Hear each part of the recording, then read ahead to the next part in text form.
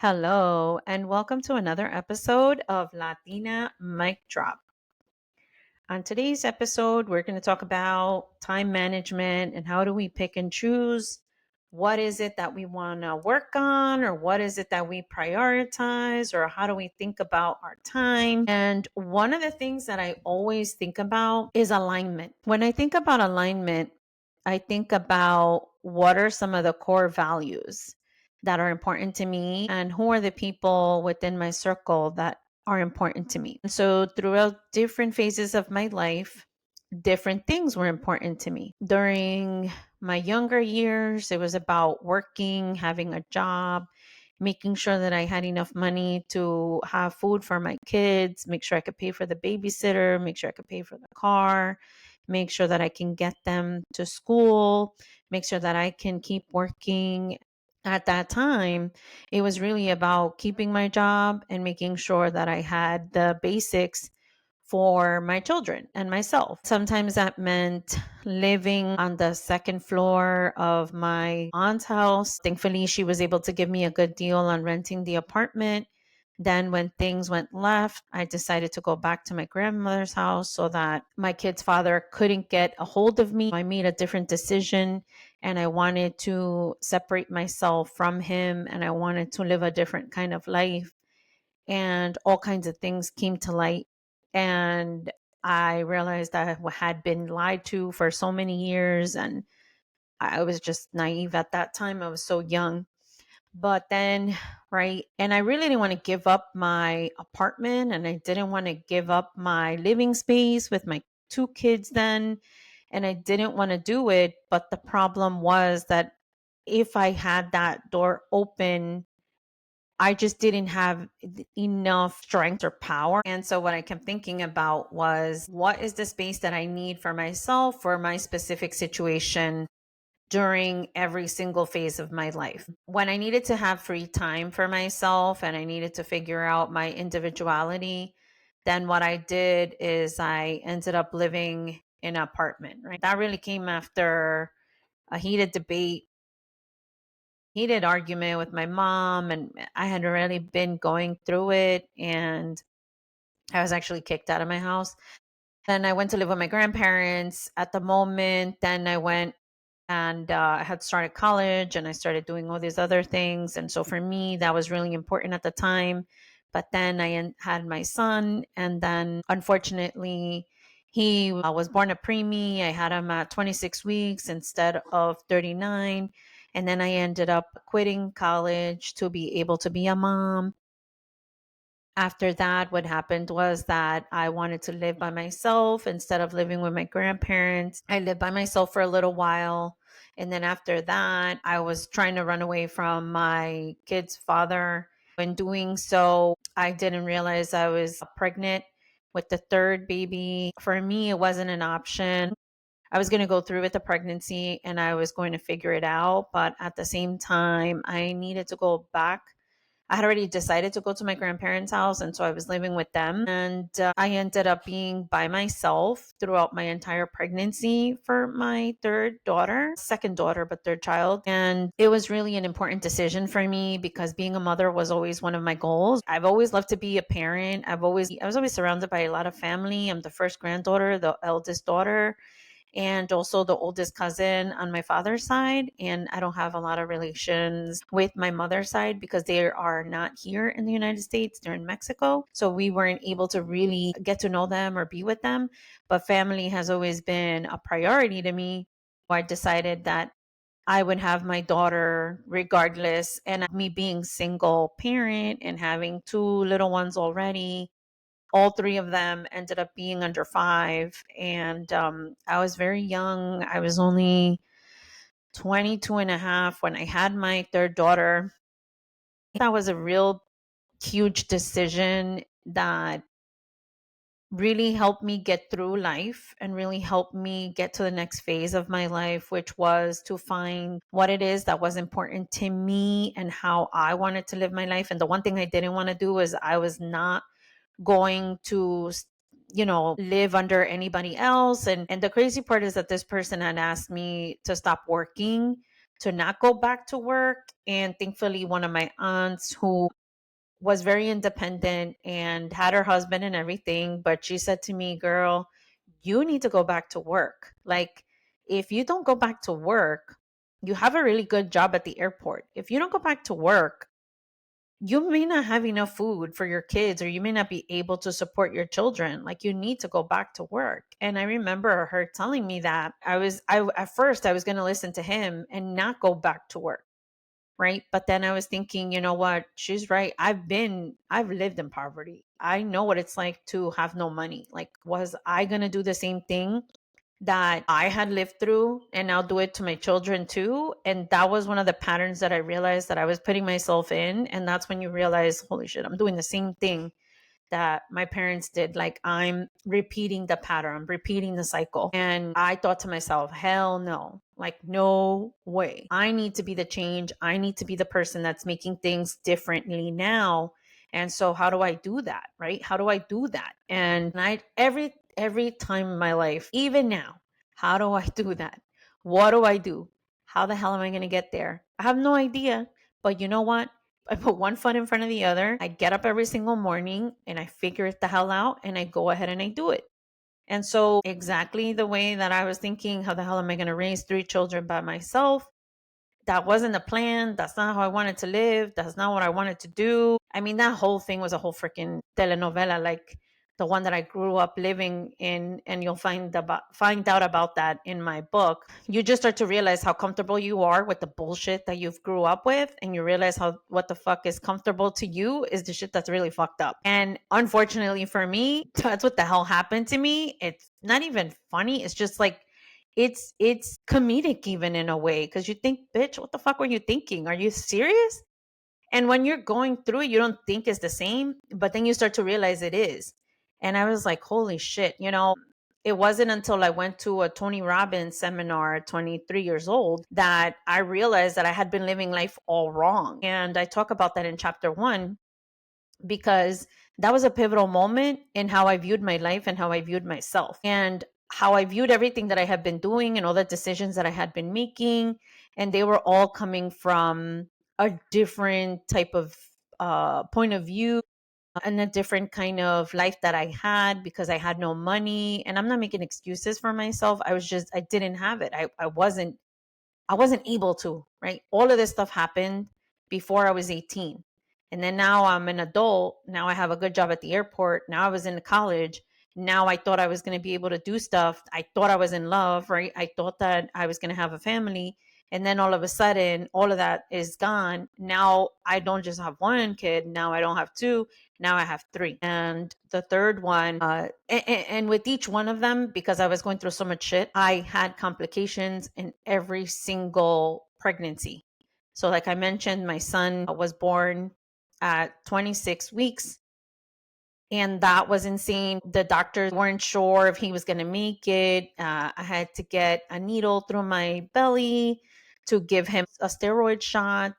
Then I needed to be on bed rest. I needed to be transported from one hospital to the other hospital on an ambulance. Imagine me at 18 and I needed the ambulance. Thank God for the job that I had at the airport, because that's what actually paid. My health insurance paid for that. And so that's why I'm always super grateful for the job that I was able to have at the airport and all the experience that I gained from there. Because now looking back, you don't even realize how awesome it was to be able to have a job, to be able to pay for all this stuff. Then I had my second daughter. With my second daughter, what happened with her was that at 20 weeks, I needed to stop working because I was having contractions already.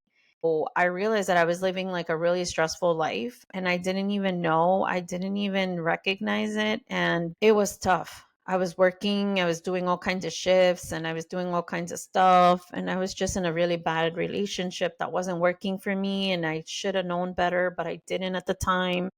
And unfortunately for me and my children, we were suffering. And so then I ended up being on bed rest from week 20 all the way to 36 weeks of my pregnancy. And then my third one came. When my third one came was when I decided that I was going to, you know, make it a better life. And actually, I had already decided that I wasn't going to be with anybody else at all. But, it took me, I think, 4 years to really get rid of that relationship and really be able to move on with my life. So I kept on working and I kept on taking care of my kids and I kept on making sure that I had enough to at least buy a car so I could get to work. And, so many different times throughout those early years, like before in my 20s, I needed to borrow my grandpa's car. So my aunt gave me a car and that got me through, one location to the other. Then my other aunt,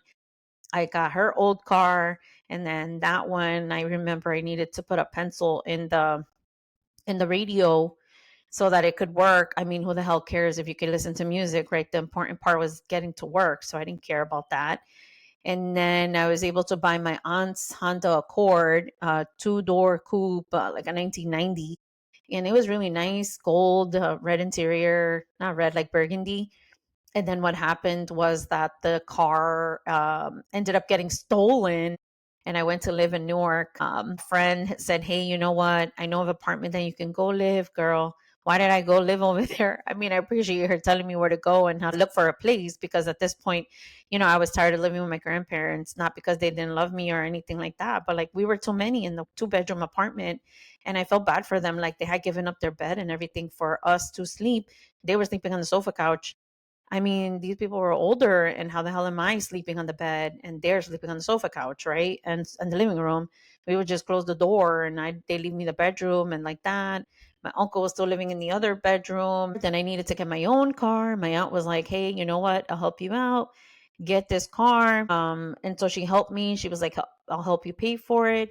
And then that car got stolen at Newark Airport. It was a mess. And so then what I had to do was borrow my grandfather's van. So those big Econoline vans that fits you, your family, your extended family, and everybody and everything.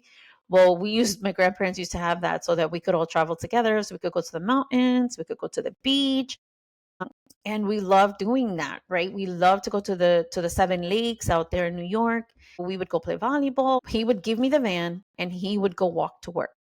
May he rest in peace. I love him so much. And I'm so grateful for everything he's ever done for me because he was really the father figure in my life. And because my father was absent. And he was the one who, like, imagine that. He was, I don't know, 30, 40 years older than me, whatever it was. And then he would give me his car so that I could go to work because he knew that I needed to go on the highway and get to the airport. And he was the one that would walk to work because he could walk.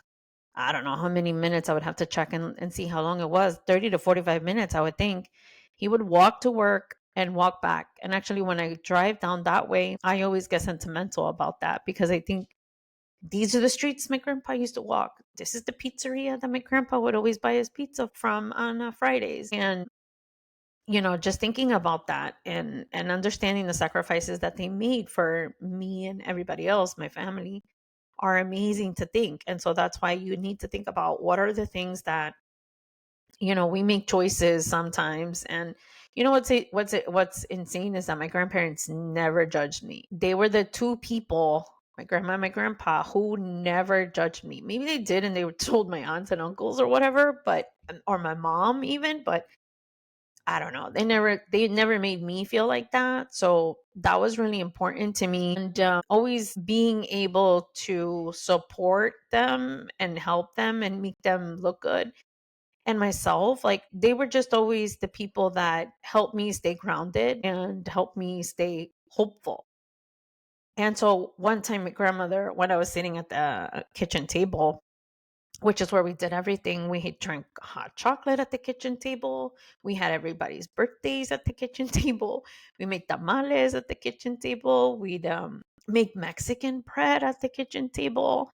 I mean, that's where the hell the freaking one day I was coming over to my grandma's house, right? Because we lived down the hall.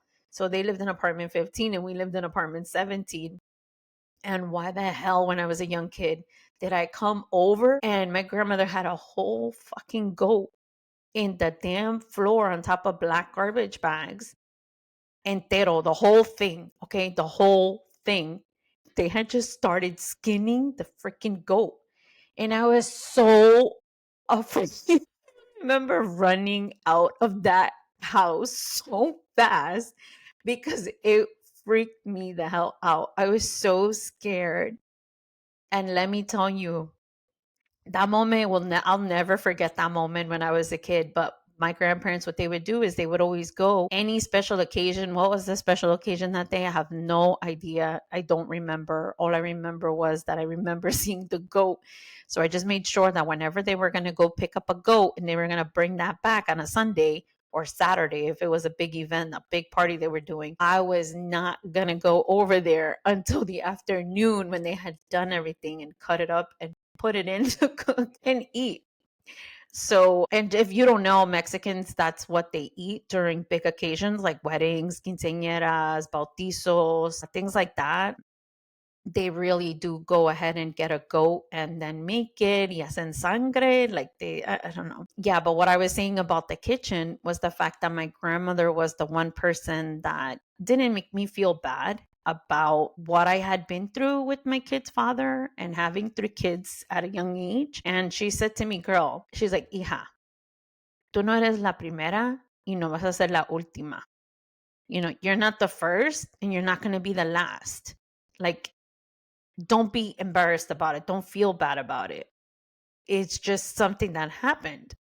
And she goes, it's all up to you what you do from here on. And I was thinking, like, hell yeah, that's true. Right. So I didn't have a chance to really feel bad about it because I did. It was so horrible for me. And it was one of the most scariest moments, right? Because I'm like, shit, I'm repeating the fucking cycle. I'm doing the same shit. I'm not going to put my kids through this nonsense. Like, I got to be different. I got to change. I got to live my life differently. And I can't put them through the same thing. Like, I'm not living through that. Once I realized that, that was the main deciding factors as to why I decided to live my life separately from their father. I mean, he didn't choose me, he left me. So it wasn't really a choice that I had to make. It was just what the reality of it was. And so it was a mess. It was a mess. But anyways, what I'm talking about is having your core values guide you. And so what I'm thinking about is I have in front of me an identifying your core values document. Did an exercise recently because I was just thinking about what core values are guiding me at this point in my life. After all these things that I've been through, these are the highlighted ones that I have, and I'll tell you a little bit about them. So for me, abundance is major. And if you're looking for one, you could just pull up anything on Google, or you could take a look at some leadership sites that may have a list of core values. These are the ones that resonate with me. So the first one that I have circled is abundance. Then I have authenticity, service, caring, creativity, daring, helping, honoring myself, impact, growth, innovation, leadership, perseverance, sharing, and sharing my gifts. And actually, sharing and sharing my gifts are like in one cloud circle. Looks like a cloud. And that's number one actually on my list. So then what I did is I started to prioritize them, right? What's most important to me and how I want to do what I'm doing, right? How do I want to have a successful and happy career? And then how do I do what I do based on these values? What's important to me? And so when I started thinking about what would be second on this list, the second one is innovation.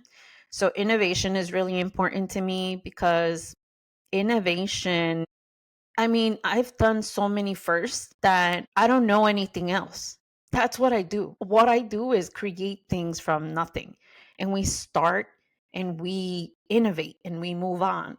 All right. So this is the history of it because I always love to pay attention to the history. This is what's working. This is how it's been working. Okay. But then how do you apply it now? Right? How do you apply what you've learned and what other people have learned and make it fit into what we need today and what we need tomorrow, what we need in a year, 6 months, 2 years from now, right? And so I'm always thinking about that. Or what are some of the pain points that we have? And what has somebody not thought about that really would be helpful, right? To this problem or to this issue or to this concern or to this process improvement or to anything that we've been doing And I think about that all the time. And how can I do it faster?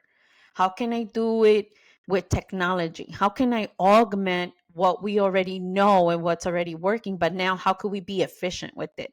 How could we get it done quicker? And then the third one is leadership. I mean, leadership for me goes hand in hand with that, because it's like, if you're the first, you're ahead of the game. You're going ahead of other people. You're setting the tone. You're the one that's in front and people are following, right? And then that's why these three work together so well for me, because sharing my gifts. So once I'm part of, I say, okay, you know what? I'm going to raise my hand and I'm going to go first.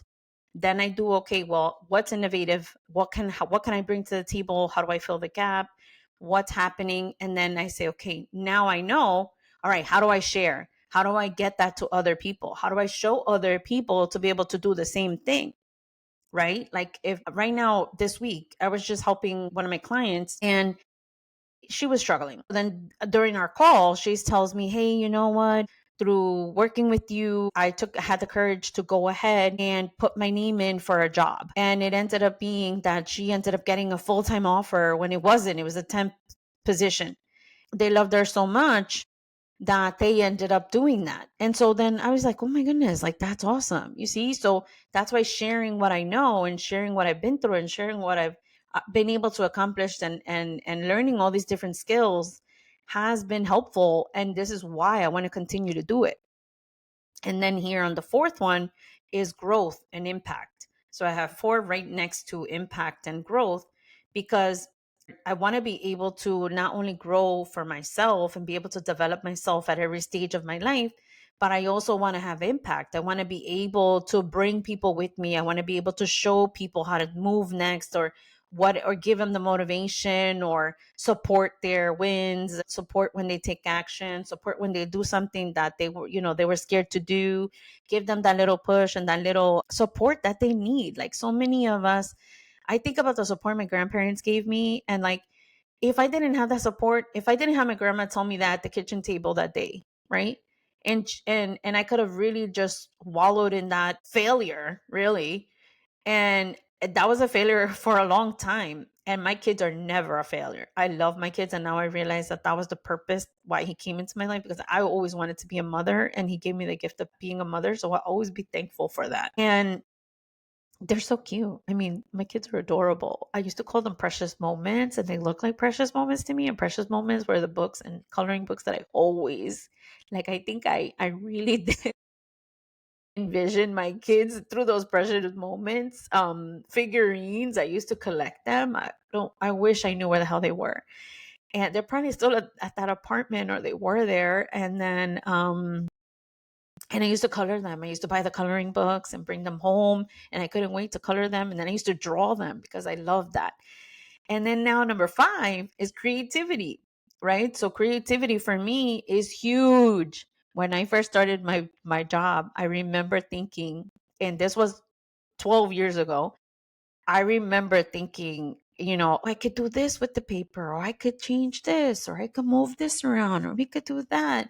And then people were like, no, you can't. No, you can't. No, we've always done it this way. So we have to do it this way. And it wasn't that I was like changing major things. It was just little things where I would always see, hey, I think we can improve this, or hey, I think we can move this, or hey, I think if we did it this way, or hey, we can make it look prettier, or just simple stuff, right? You always want, for me, I always appreciate when people want to add their own flavor to things, because it adds value. It adds value to the way that we do work. It adds your sauce, it personalizes it, it's customization. I love that. I love when I have a crazy idea at work, or a crazy idea within me, and I'm thinking about what I want to write, or what I want to talk about, or what I want to share with people. The creativity is so big. It's so big. And sometimes that doesn't even cost anything. If you think that AI is going to take over, it's going to help you tremendously.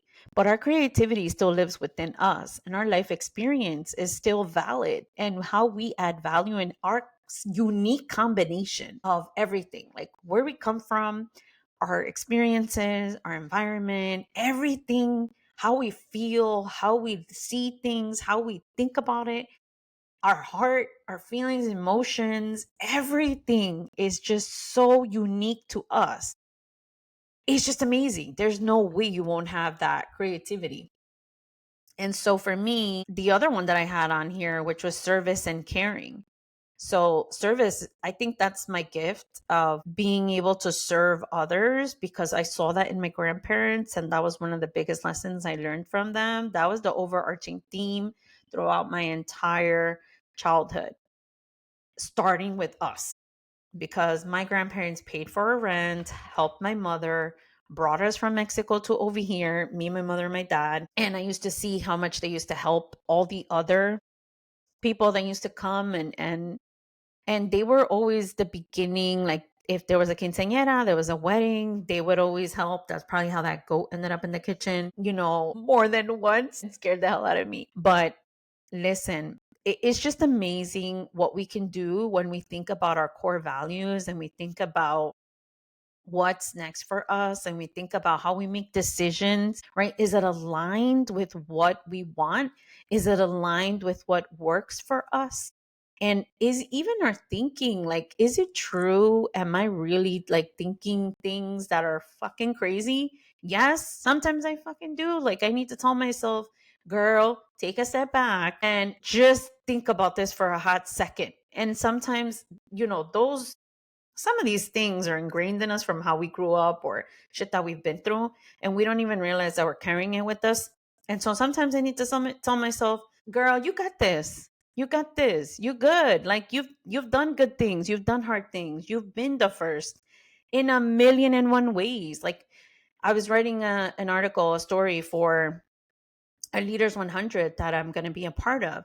And I started just writing everything that I've been a first for in my family and different things. And holy shit, that list was long. And when you think about that, like, no wonder first gen is so popular, right? I don't consider myself first gen, even though I kind of am, but I'm an immigrant. I don't know. We have to come up with something of what the heck. I don't like labels anyway, so it doesn't matter. But I'm always like, what the hell would I categorize myself as? Because I'm not first gen because I wasn't born here, but I'm going through everything everybody else is going through because I've been here. But then I also have the immigrant experience. And so it's really interesting. It's really interesting, my life. I feel like I'm in the middle of a lot of things. But that's what makes me unique. And that's what makes me me. And that's what brings my creativity. And that's what helps me be resourceful. And that's what helps me do so much. And I'm telling you that as long as you have your core values at hand during the different stages, and sometimes it may change. Like before, I was really focused on like feeling significant. And it came to a point where I was like waiting too much for other people to accept me and waiting too much for permission from other people because I was seeking significance. And I said to myself, okay, girl, like that's over with. You don't need to do that anymore. Now, for this year, it's love and trust. So for this year, it's accepting love and giving love. I wish, if anybody asks me what's my biggest regret, is that the fact that based on all this shit that I've been through, I was not loving and trusting the way that I should have been because I was so scared. And I was just stuck in the pain and hurt that I had been through. And you saw me get emotional. I love my kids to death. Like, there is nothing like being a mother for me. And that is just the truth for me. And my wife is the person that decided never to have kids. And that's the truth for her.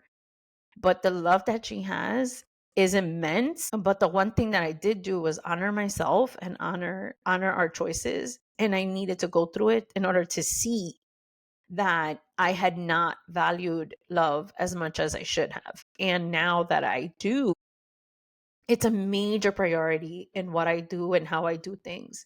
So I make sure that I work my schedule around her, and I work my schedule around the things that are important to me, because that's one thing that we've always been able to do. And that's how we keep our relationship. That's how we've been together for so long. So like yesterday, I had to go downstairs. And if you look at my TikTok, I have a funny video. And so the date for that video would be February 21st. And so what I did is it was a Friday and I needed to go downstairs and work downstairs. So I took my laptop and I took the basics of what I needed. I wasn't here in my regular space because actually our bed is right next to this space. And she had just gotten home at 7 a.m. because she had worked the night before, 12 hours. I only saw her in the morning when I left to work. And I hadn't seen her all day because she came back on Friday. She came back on Thursday, went to sleep, and then went into work. And then I didn't get to see her. She ended up working 7 to 7. So no, it was Thursday. I don't know. That those overnights drive me crazy. It's like what the heck? What day of the week is it? I don't know. For her, it's 2 days in one. I don't get it. And it's always confusing. But what I had to do was just make sure that I wasn't in her way and then go work elsewhere. Right. And so then, like today, I'm recording my podcast. I'm going through the reviews and editing of my book. And so she's doing what she needs to do for a little hot second, but we're going to make some time and go out. So we're going to go on our date. And then later tonight, I have a live chat with the authors for the Latinas 100, Leaving Our Legacy and Inspiring the Next Generation. We make sure that we are doing what is important to us, right? And supporting each other throughout whatever it is. And so sometimes, like when she's not home, like it's not easy. And then when she doesn't come home, I need to pick up the slack. And then when she is home, then she does things when I'm busy, and so on and so forth. What's important to you? And for me this year, I don't seek significance like I was before. I'm seeking more love and I'm being trusting, like that's the behavior that I'm looking at. And then amongst all these other core values that I talked to you about and everything that I do, these are the ones that drive me at work. They drive me in my family and also in my personal ventures out here in the podcast. That's why sharing was the main reason why I decided to share my podcast, to share my voice, to share what I know, to have growth for other people, to be a leader, because I love leadership, and leadership is something that I've been working on and doing and learning about for all these years. I love to do it. I was always the leader, I was always the first one. And being innovative. I mean, who the hell has a theme song? It's so awesome to be able to work together because she's like, hey, I want to try this. And I'm like, yeah, sure, let's do it. And I'm open to it, right? I'm opening the door to a new reality of book publishing. And I love it because I want to come out with fresh stuff. Like I want people to feel a song. I love music. Like something some people don't know is I love music. Music is how I get my energy. Did you hear my voice just go up? Yes, because I love music. Music has got me through so many different phases of my life, and it really gets me going. Saturday night, I'm always listening to music for a few hours when I want to write. I have the music in the background. On my way to work, when I'm writing to the expert panels, I'm listening to music. It just gets me going. It puts me in a good mood, and I love it. So whatever it is that you're thinking about, if you haven't looked at what your core values are recently, maybe take a look and see what's important to you and what has changed and what's working for you and what isn't. And go ahead and align things to those things. And let me tell you, yes, some people walked away from me. Some people I don't talk to as much. Yes, people, don't understand. You've changed. Yes, we all change. That's the constant in life. And sometimes they are right in telling us what they're telling us because it's a choice we're making. And we have different ways of understanding and figuring out what's best for us. And I am really sick and tired. I am not, was not, was not, was not, was not. Did I say I was not? I was not going to repeat the patterns. And there's still a lot of work to do, of course. I never think I'm perfect, and that's impossible to even attain. But I am a work in progress and I have accomplished so much. And being aligned with all of my core values has always been the North Star in how I do things and what I do. And sometimes their ugly moments help me grow, and they're okay, Some of them are horrible when I was a kid and they were not okay. Some experiences are not okay. Like, but it's up to us to figure out what's next for us. And so I challenge you to do that. So thank you for tuning in, and I'll see you on the flip side.